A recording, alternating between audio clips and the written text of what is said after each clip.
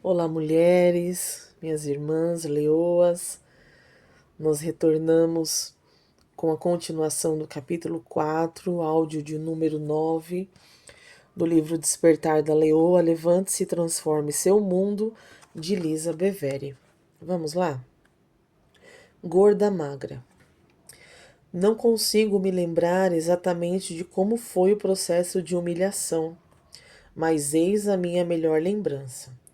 Fui acompanhada até o centro da academia, em vez de ir para a sala particular onde eu presumira que todas as avaliações ocorriam. Quando chegamos a uma área com espaço livre, Robert me instruiu a fazer 10. Eu sabia que ele queria dizer flexões, mas eu não tinha certeza de que tipo ele queria. Você quer dizer do tipo para meninas? De joelhos, certo? Não, do tipo regular, ele respondeu de uma maneira imparcial, enquanto levantava sua prancheta e erguia seu lápis de forma ameaçadora. Abaixei-me e fiz 10 flexões medíocres, trêmulas e mal feitas. Sem tempo para um intervalo, um momento para conversa ou um muito bem, Lisa, ele acrescentou. Agora 25 polichinelos. Entrei em pânico. Eu sabia que os polichinelos eram fáceis, mas não conseguia me lembrar de como fazer isso. Minhas mãos devem tocar no alto? Perguntei. Robert não respondeu. Fiz o que eu achava que eram 25 polichinelos. Enquanto eu saltava de maneira esquisita, percebi que estava chamando a atenção de outros membros da academia. Até meus filhos sacudiram a cabeça e riam enquanto olhavam para mim. Abaixe-se e faça mais 10, disse Robert. Sem fôlego e enrolando para ganhar tempo, perguntei. Você quer dizer flexões dessa vez? Ou agachamentos? Ou outra coisa? Flexões, ele respondeu. Abaixe-me, abaixei-me, mas dessa vez foi ainda mais difícil. Meus braços tremiam. Eles estavam em estado deplorável e eu, mais ou menos, balançava minha barriga para cima e para baixo. Robert poupou os comentários. Mais 25 polichinelos. Eu queria fazê-los corretamente desta vez, então perguntei novamente. Minhas mãos devem tocar-se no alto? Minha voz parecia surpreendente, estressada. Não importa, apenas faça, ele ordenou. Bem, importava para mim. E importava para os meus filhos, que estavam se encolhendo de constrangimento, enquanto a mãe deles errava os polichinelos diante de toda a academia. Mas esse era apenas o começo da minha agonia. Eu fui até a área pública seguinte, onde tentaria flexões de perna em uma cadeira. Isso eu sabia como fazer. Sentei na cadeira e aguardei as instruções. Quero 15 flexões de perna. Levantei os joelhos até a altura da cintura, pensando em todo o tempo que a minha forma era admirável. Não, assim não, Robert ordenou. Quero suas pernas estendidas e erga-as até essa altura. Ele suspendeu a mão acima da cintura. Ergui as minhas pernas tão alto quanto podia, mas não conseguia alcançar a mão dele. Mais alto, ele encorajou. Será que isso era uma brincadeira? 15? Eu não conseguia fazer sequer uma. Consegui atingir a mão dele algumas vezes, tudo bem, talvez 0 vezes, mas acho que ele estava subindo a mão. Creio que os exercícios com pesos vieram em seguida, mas na minha memória está tudo enevoado. Sentei-me em um banco enquanto Robert escolhia um par de pesos. Ele voltou com um par de pesos de 1 quilo, ou melhor, 1,5 quilo. Sorri. Dessa vez, eu o surpreenderia com a minha força. Robert, eu normalmente levanto 6 quilos, expliquei. Vamos tentar esses primeiro, Robert retrucou. Peguei os pesos com as minhas mãos trêmulas e suadas. Erga-os assim para mim. Concordei como quem soubesse. Ergui-os facilmente. Não, assim não. Assim. Ele disse enquanto reposicionava o meu braço ligeiramente, até em cima e até embaixo. Havia algo errado. Eu não conseguia erguer os pesos mais do que alguns centímetros. Provavelmente era por causa das flexões, porque os meus braços não estavam funcionando. Abaixei os braços e tentei novamente. Eu ainda não conseguia levantar os pesos mais de 1 centímetro ou 2. Olhei para Robert chocada, mas ele já estava se voltando para pegar um par de pesos mais leves.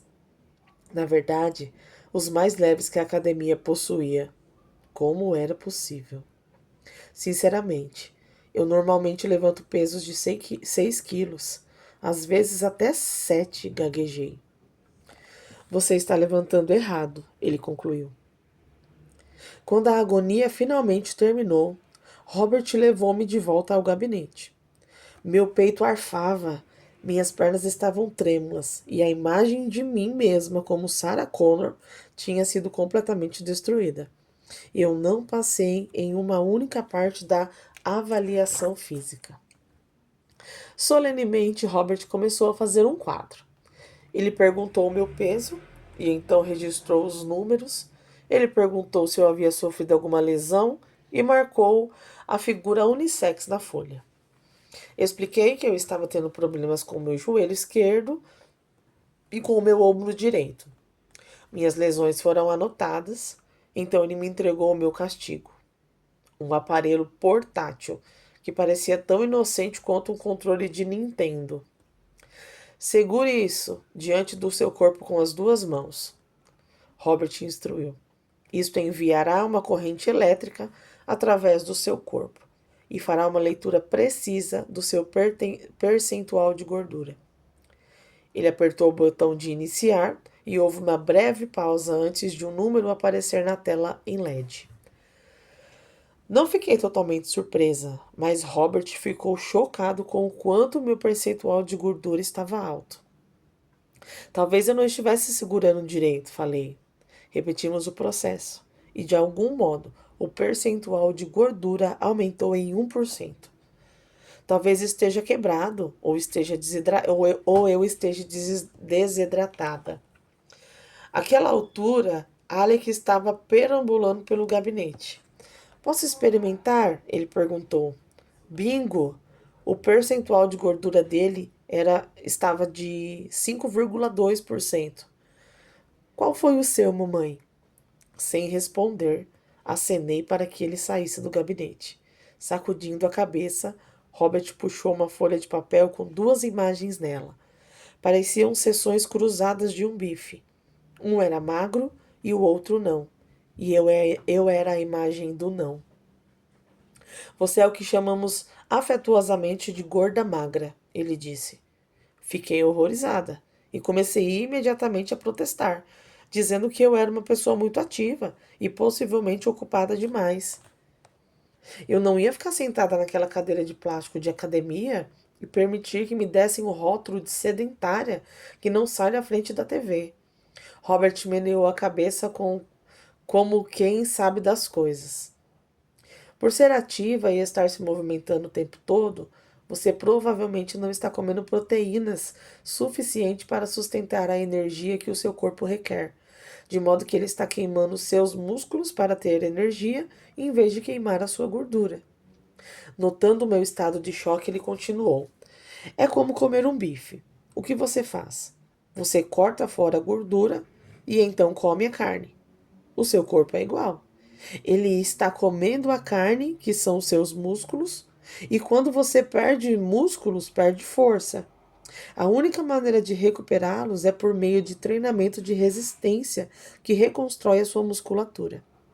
Ele ainda piorou as coisas apontando algumas mulheres que eram consideravelmente maiores do que eu e me disse que, embora todos pudessem pensar que o percentual de gordura delas fosse mais elevado, o meu provavelmente era mais elevado do que o delas. Ele também determinou que a maior parte da minha gordura, agora estou ficando realmente vulnerável aqui, não estava na minha parte do meio ou nas minhas coxas, estava nos meus braços. Infelizmente, o lugar onde eu imaginava que fosse mais durona era a minha pior área.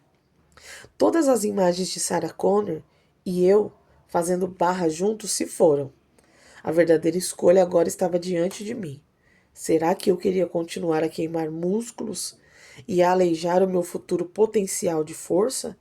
Eu estava feliz com o título de gorda magra, ou falsa durona, ou estava pronta para me tornar verdadeiramente forte. Em meio ao meu constrangimento, eu decidi ser forte. Para mim, nunca foi problema vestir bem as roupas. Uma gorda magra consegue fazer isso, mas o meu problema tinha a ver com localizar a fraqueza e transformar áreas corporais vulneráveis em fontes de energia e poder.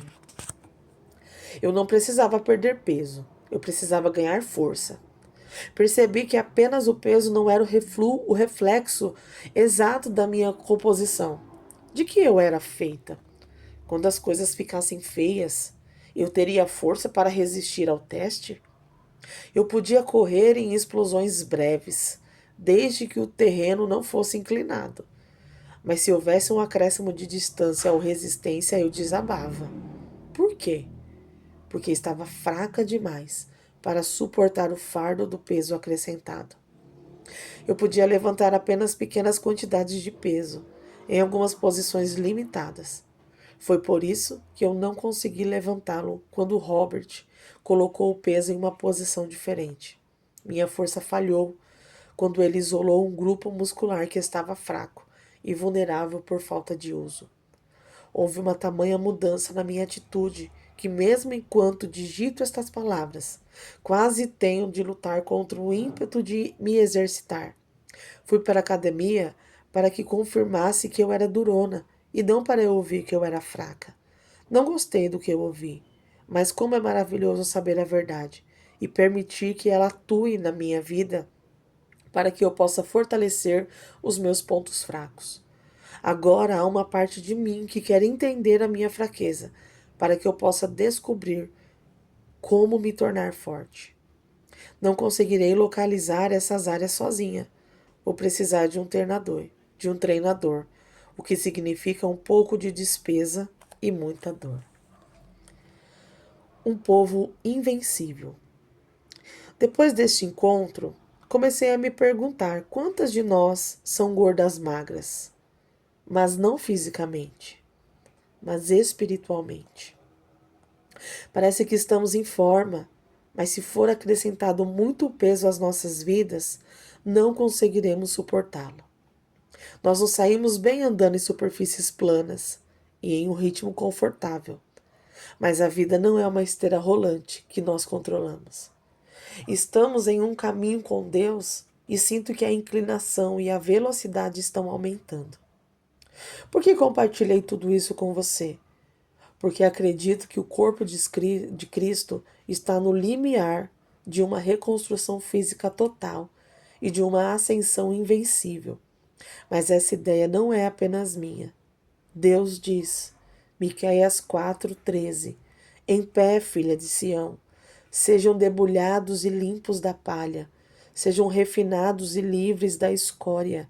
Estou refazendo vocês, transformando-no num povo invencível. Observe que Deus não disse invisível, ele disse invencível. As filhas de Deus devem ter uma presença poderosa nessa terra. Há quanto tempo você não se sente invencível? Talvez há muito, muito tempo. Quando você corria e brincava como uma menininha. Você não foi feita para se esconder no escuro e esperar por um escape. Você foi feita para ser uma portadora da luz e da esperança. Você foi feita para ser uma filha de Sião imbatível, invencível e inabalável. Agora mesmo ouço. Levante-se, filha. Coloque-se de pé novamente. Deus quer você invencível. Com muita frequência, desenvolvemos força espiritual nos tempos de peneiramento e refino. O capítulo 4 de Miqueias nos ajuda a entender como poderia ser esse verdadeiro exercício de levantamento de peso. O Eterno dará a você uma nova vida. Ele a salvará dos seus inimigos. Mas vamos ao que importa no momento. Eles estão prontos para atacar você. Os povos pagãos estão dizendo: podem chutá-la quando estiver no chão, podem violentá-la. Queremos ver Sião se arrastando no pó.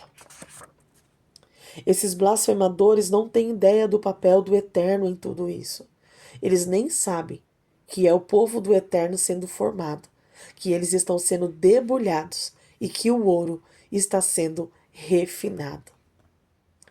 Amo a promessa que está contida nessa passagem. Quando você está para baixo, quando parece que os seus inimigos estão se aproximando para a matança, Deus está trabalhando, refinando você como ouro. Deus usa essa dificuldade como um catalisador para tornar o seu povo puro, precioso e sustentável.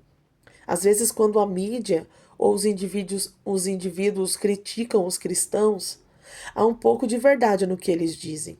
Deveríamos receber essas críticas com humildade e avaliá-las para calcular o que é verdadeiro nelas. Se alguém diz que somos duras, julgadoras ou não amorosas, em vez de rejeitar essa avaliação de primeira, deveríamos dar uma olhada em nós mesmas à luz da palavra de Deus. Deveríamos nos examinar e pedir desculpas quando necessário. E depois há as acusações ultrajantes do nosso inimigo, que é o diabo. Às vezes os ataques dele são mentiras claras, como quando o nosso Senhor é blasfemado. Outras vezes os ataques são puramente malignos, como quando diz aos filhos de Deus para denunciarem o seu Senhor, ou quando eles são condenados à morte. Imagine a Inquisição aqui. Esses ataques não devem ser negociados, mas vencidos com declarações ousadas da verdade e da fidelidade de Deus. Vemos isso ilustrado no livro de Apocalipse. Apocalipse, capítulo 12, versículo de número 11. Eles o derrotaram por meio do sangue do Cordeiro e pela ousada palavra do testemunho deles. Eles não amaram a si mesmos. Estavam ansiosos para morrer por Cristo. Quando li Miqueias 4:13, foi como se eu ouvisse Deus gritar: basta! Vocês pensam que tinham destruído o meu povo, mas não o destruíram. Em vez disso, vocês os prepararam. Israel é o nosso exemplo. Quando os israelitas se desviavam, seus inimigos se levantavam com força contra eles. E essa dificuldade funcionava como um processo de refino na vida deles. E exatamente quando os inimigos imaginavam ter vencido, Deus revela o seu povo refeito e triunfante. Glória a Deus.